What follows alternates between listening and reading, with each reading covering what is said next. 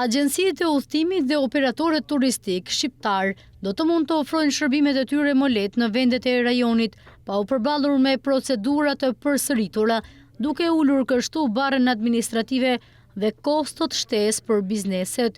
Ky zhvillim pritet të krijojë më shumë mundësi për zgjerimin e aktivitetit të tyre përtej kufive kombëtar dhe të nxjisë rritjen e pranisë së operatorëve shqiptar në tregje rajonale. Këshilli i Ministrave i propozon Kuvendit të ratifikimin e vendimit të Komitetit të Përbashkët të CEFTA-s për lehtësimin e tregtisë së shërbimeve të ofruara nga agjencitë e udhëtimit me operatorët turistik, si një hap i rëndësishëm drejt harmonizimit të rregullave dhe praktikave në sektorin e turizmit. Ky vendim synon të krijojë një mjedis më të favorshëm biznesi dhe të forcojë bashkëpunimin ekonomik nëpërmjet vendeve anëtare.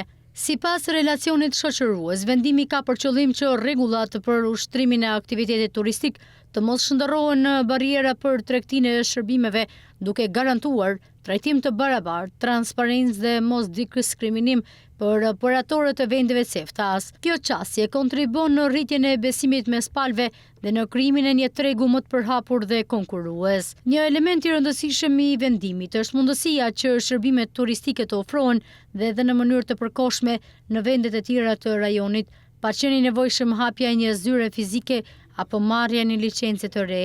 Ky fleksibilitet pritet të rrisë konkurrencën, të përmirësojë cilësinë e shërbimeve dhe të nxjisë bashkëpunimin rajonal në fushën e turizmit, duke sjellë përfitim si për operatorët, ashtu edhe për turistët. Projekti ligji është pjesë e angazhimeve të Shqipërisë në kuadër të marrëveshjes së CEFTA-s dhe zhvillimit të tregut përbashkët rajonal, i cili është i modeluar sipas parimeve dhe standardeve të Bashkimit Evropian.